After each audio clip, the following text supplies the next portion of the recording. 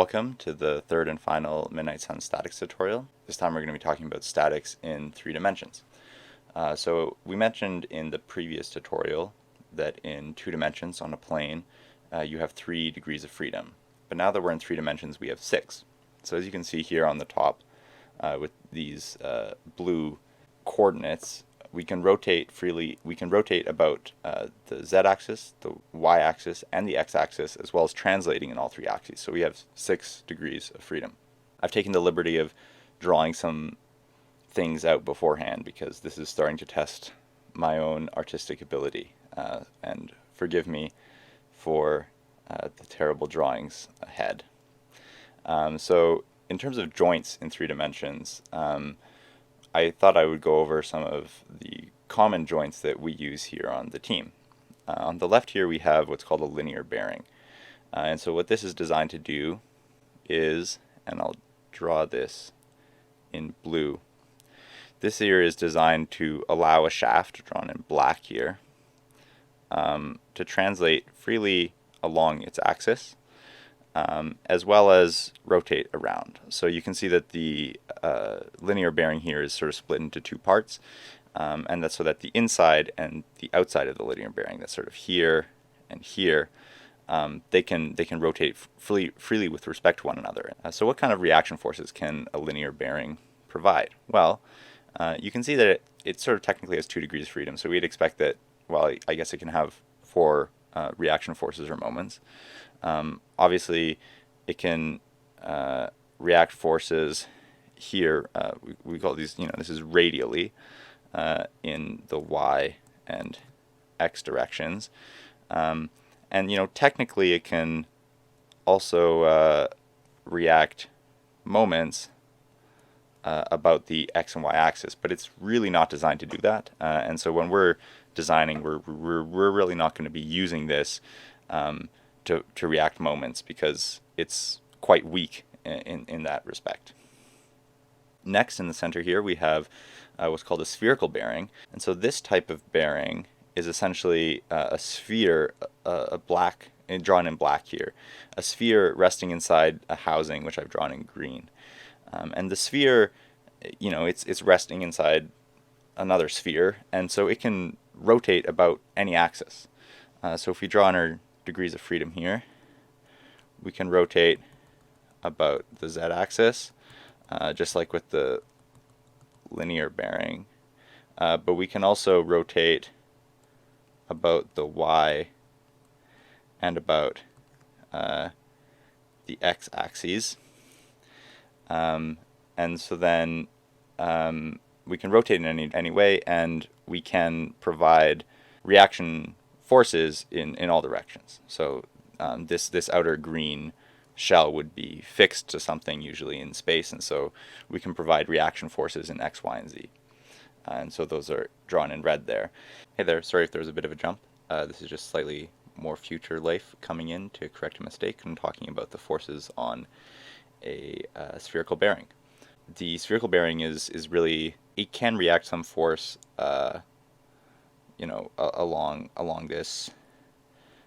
along this axis, the z-axis in this case, but it really isn't designed for that, and that's really only if it's press fit onto this shaft here. And usually, though, we would have some other part coming down here to sort of prevent it from sliding that way, and that's where that force would come from. But primarily, the spherical bearing is meant to translate force radially along here, and usually you would have a part coming off of the spherical bearing, maybe kind of off into the distance over here, right?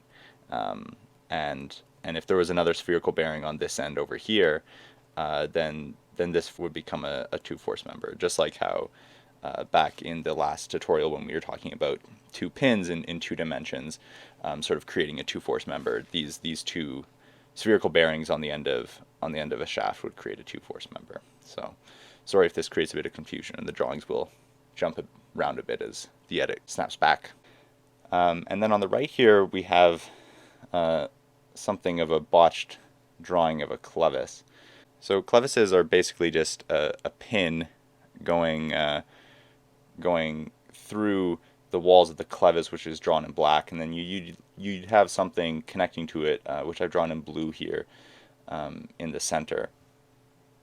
And a clevis can rotate really only freely about this axis of the pin. In this case, that would be the y-axis. And so technically, that's its only degree of freedom. It can react forces in all three directions, as well as reacting moments about the z and x axis in this case.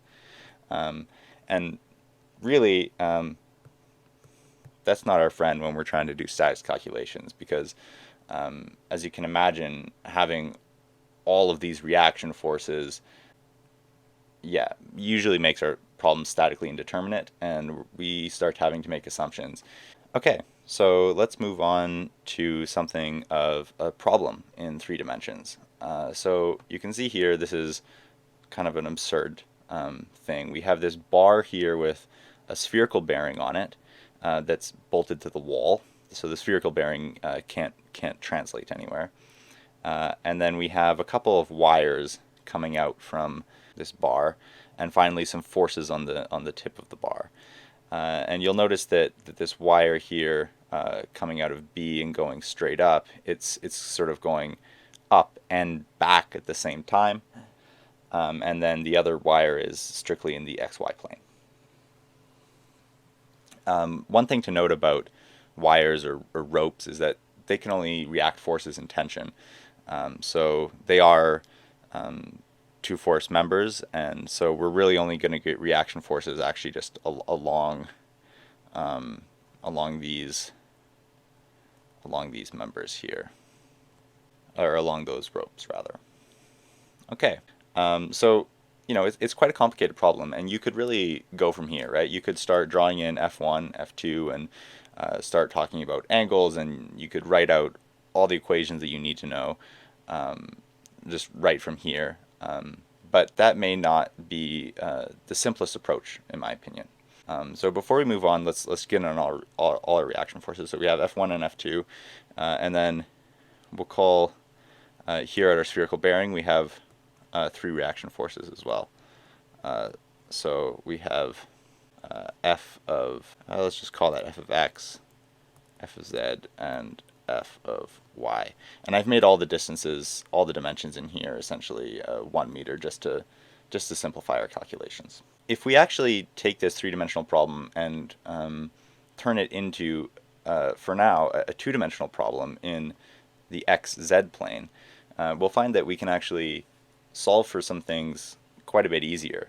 You can see here that I've kind of drawn out the same thing in the xz plane, and we should now draw in all of the relevant forces that are in the xz plane, right? So we need to remember, now that we're in the xz plane, it's like we're going back to a 2D statics problem. And so we now only sort of have our 3 degrees of freedom, and we don't need to care about anything happening in, any forces happening in the y direction. We don't need to care about any moments happening around the x or z axes. So I'll draw in all of my reaction forces that are relevant here with their assumed directions. So coming up here, I have F1z, I have F1x coming here, and then I also have, I'll assume here, remember we have another wire coming out from B, F2x, and because F2, or the wire of F2 is in the xy plane, it doesn't have any z component. And then finally at C we have our reaction forces F of z, and if I can kind of draw it very small in here, F of x. Okay, so now we can sort of get to solving this, and it's probably easiest first to evaluate the moments about C. Switch back to black. So if we talk about the sum of moments, and remember, because now we're in the xz plane, the sum of moments of y about C, this is going to be equal to 0, and that's going to be equal to 30 times 2 minus F1Z times 1. And none of the other forces are relevant here. So we can automatically solve for F1Z. So F1Z is going to be equal to 60 newtons in the assumed direction that we have it. Now, because the dimensions here on our rope 1 are 1 and 1, forget this small distance in between here. They're 1 and 1, so we know that we have kind of a unit vector, if you will. And so the x component is going to be equal to the z component. So we also have F1x equals 60 newtons, and we know that assumed direction from tension. And we won't be able to find F2x or f of x here in this plane because we don't have enough equations to do that. But we can also find f of z because we also have the sum of forces in z must equal 0, and that's going to be equal to negative 30 plus F1z plus f of z, and we find that f of z is going to be equal to negative 30 newtons. Okay, now let's go and look at a top-down plane.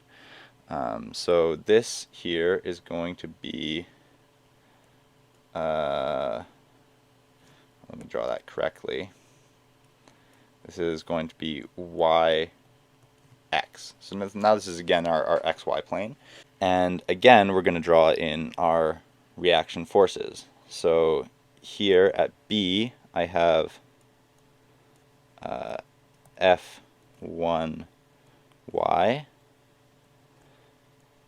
F1x. I also have F2x. And then finally coming over here, I have F2y. And then as well, I have f of y, and drawn in again quite small here, f of x. Okay, so let's see, what do we know? Well, we know already f1 of y because we've already calculated f1 of x and f1 of z, and again we sort of have this 1 dimension. So we know that if I switch back to black, we know that f1y is going to be equal to f1 of x, and that's going to be equal to 60 newtons. And now let's do another moment equation. So let's do the sum of moments, and remember now, because we're in the xy plane, this is the sum of moments of z about c equals 0, and that equals negative 10 times 2 minus f1y times 1, and then plus f2y times 1. And this will give us that f2y is going to be equal to 20 plus 60 divided by 1 equals 80 newtons. Great. Now, because we know F2y and because we know the geometry of this two-force member, we know that F2x is also equal to 80 newtons.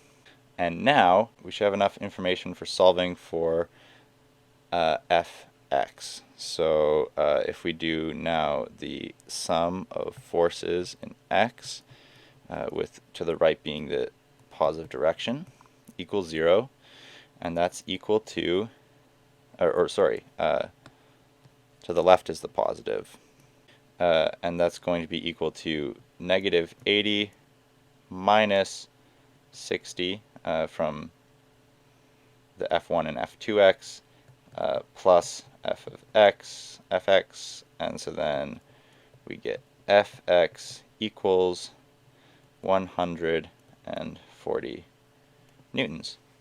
Okay, and then we also can solve for the sum of forces in y, with downwards here being positive, equals 0 equals -10 plus 60 minus 80, and then I guess the way we've drawn it, minus f of y. And so then we're going to get f of y is going to be equal, is going to be equal to -30 newtons, and that's from our assumed direction. So we'll just need to flip f of y and find out that f of y is actually going this way. And that pretty much sums it up for calculating reaction forces in 3 dimensions. I hope you've managed to follow along, and I hope I haven't made any mistakes along the way. You should now be ready to tackle a bit of project relating to the suspension. So we're going to give you a 3D sketch in SOLIDWORKS. For those of you who don't have SOLIDWORKS, I'll do sort of a similar kind of two-dimensional view of the necessary dimensions. So you'll get the appropriate drawings in various planes. And then you'll be tasked with solving for the reaction forces at various points along the suspension geometry. So good luck in that, and thank you for sitting through these tutorials.